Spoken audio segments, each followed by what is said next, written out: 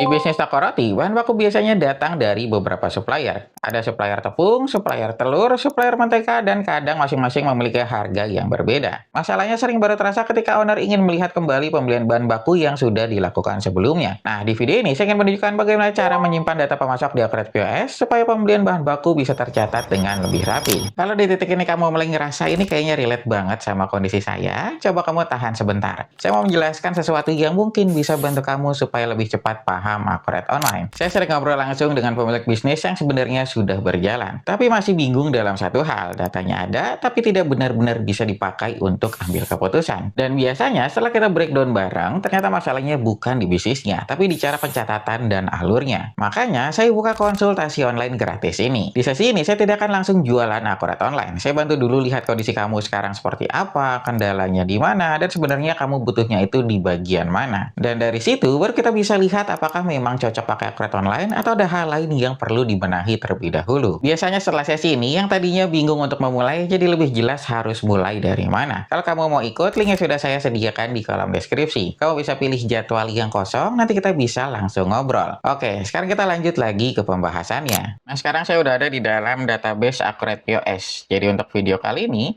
saya akan menjelaskan bagaimana caranya untuk import master data pemasok ke dalam database Accurate POS untuk toko roti. Nah, nanti seperti video saya sebelumnya, sebelum kamu melakukan import master data, pastikan kamu punya template-nya dulu. Jadi untuk template ini nanti kamu nggak perlu buat secara manual, karena nanti si Accurate POS sudah menyediakan secara otomatis. Kamu tinggal download aja dari sini.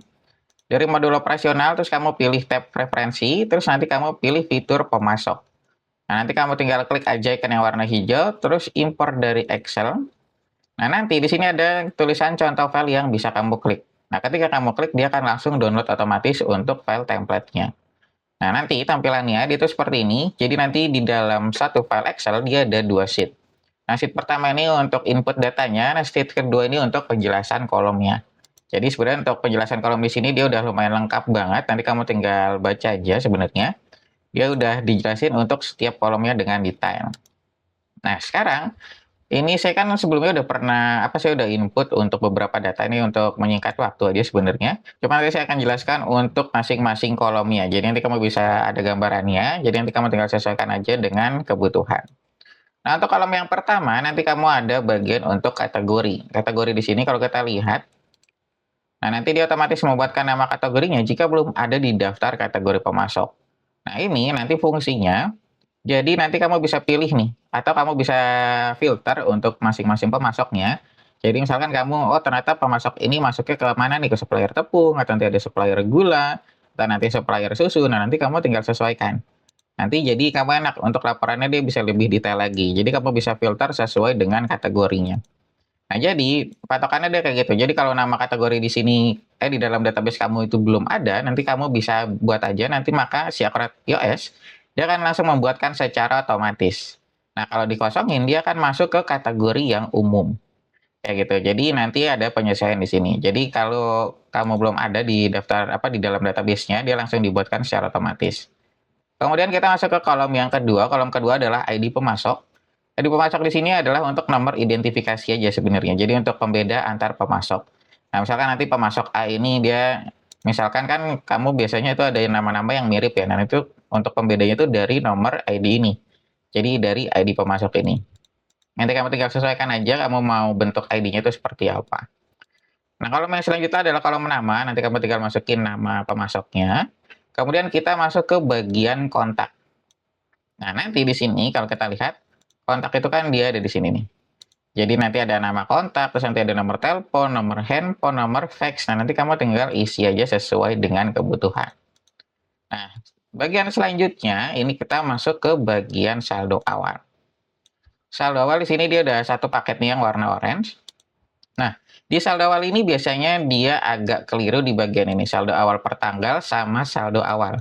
Nah, dia kan namanya sebenarnya mirip nih. Nah, kalau yang saldo awal per tanggal ini adalah tanggal kamu mulai atau saldo awal tersebut akan digunakan. Jadi nanti kan sebelum kamu menggunakan Accurate POS, kamu harus tentukan dulu kamu mau mulainya itu per tanggal berapa. Jadi nanti kamu hitung dulu saldo akhirnya itu per tanggal tersebut itu berapa, terus nanti kamu jadikan saldo awal di dalam Accurate POS-nya. Nah, ini saya contohnya tanggal 1 Mei. Nah, nanti dia akan masuk nih di sini, 1 Mei. Nah, nanti kamu tinggal tulis kayak gini. Dia pemisahnya tuh untuk garis miring. Kemudian baru kamu isi nilainya itu di bagian kolom saldo awal. Nah, nanti di sini kamu tinggal isi. Contoh saldo awal ini berapa nih dari si pemasok tersebut. Misalkan pemasok A, oh ternyata saldo awalnya sekian. Nah, nanti kamu tinggal masukin aja. Tanpa kamu masukin kayak tanda titik atau nanti rupiah, nah, nanti kamu tinggal masukin nilainya aja seperti ini. Kayak gitu. Nah, selanjutnya ini kita ada mata uang saldonya. Nah, ini karena saya pakainya rupiah, kita isinya kayak gini. IDR, IDR, IDR, kayak gitu. Kemudian kalau misalkan kamu pakai multi mata uang, nanti kamu juga bisa masukin kurs saldonya. Cuma kalau multi mata uang ini kita sifatnya opsional sebenarnya. Jadi kalau kamu mau pakai itu nggak jadi masalah, tapi kalau nggak pakai, kamu tinggal skip aja. Ini kamu tinggal lewatin aja. Nah, kemudian kita masuk ke bagian nomor faktur saldonya. Jadi nomor invoice itu nomor berapa yang belum dibayar.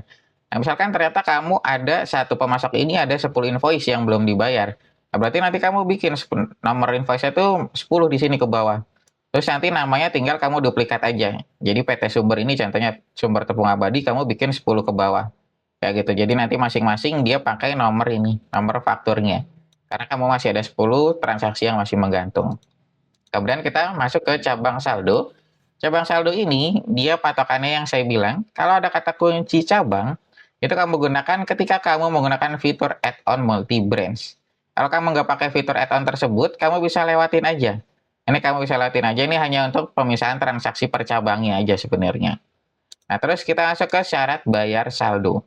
Syarat bayar saldo di sini, ini kita bisa lihat, ini adalah untuk syarat dari transaksinya.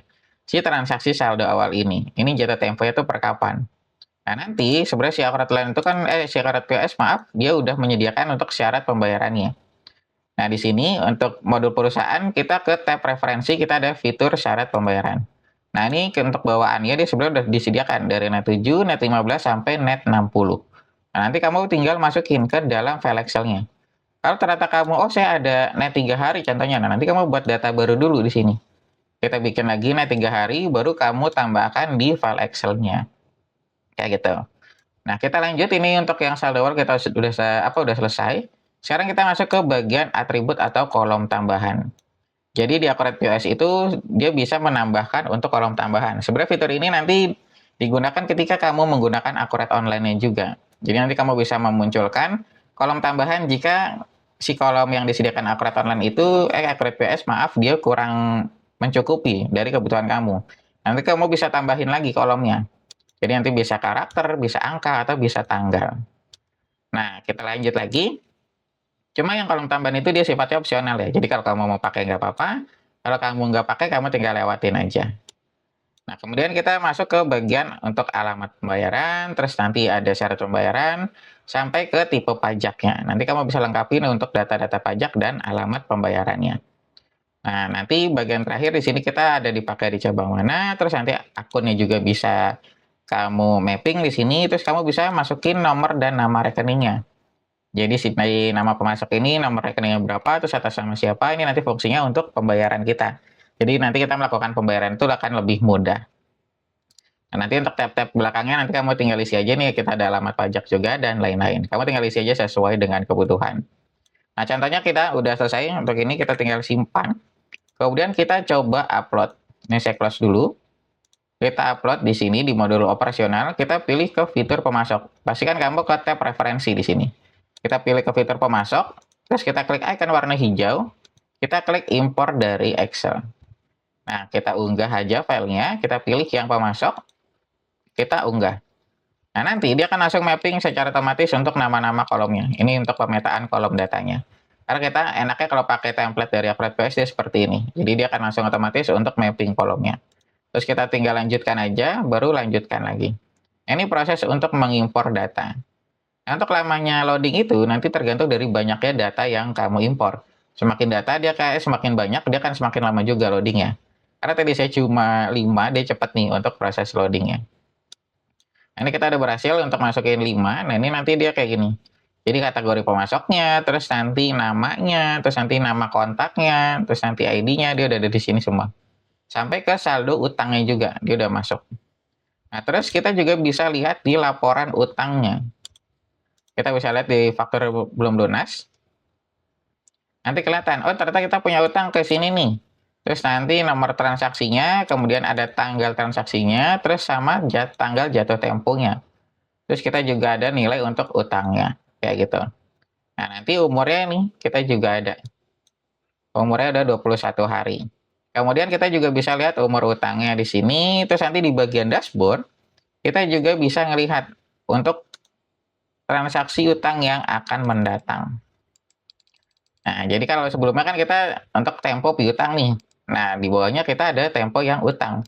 Jadi lengkap semuanya. Ini per tanggal 31 Mei berarti kita udah beberapa transaksi yang jatuh tempo nih. Ada transaksi piutang dan transaksi utang juga. Kayak gitu. Nah, mungkin sampai sini aja penjelasan yang bisa saya berikan tentang cara untuk import master data pemasok ke dalam database Accurate POS untuk toko roti. Jika kamu ada pertanyaan lainnya, nanti kamu bisa langsung tulis aja di kolom komentar, atau nanti kamu bisa langsung DM aja ke saya. Kalau kamu memiliki bisnis seperti toko roti dan ingin mulai mengelola pembelian bahan baku dengan lebih rapi, kamu juga bisa konsultasi terlebih dahulu. Biasanya kita bisa melihat bagaimana proses pembelian bahan baku di bisnis kamu berjalan, dan bagaimana sistem bisa membantu mencatat supplier serta riwayat pembeliannya. Kalau kamu tertarik, kamu bisa langsung menghubungi saya menggunakan link yang ada di kolom deskripsi. Nanti kita bisa diskusikan bagaimana Accurate PS bisa membantu pencatatan operasional bisnis kamu menjadi lebih tertata.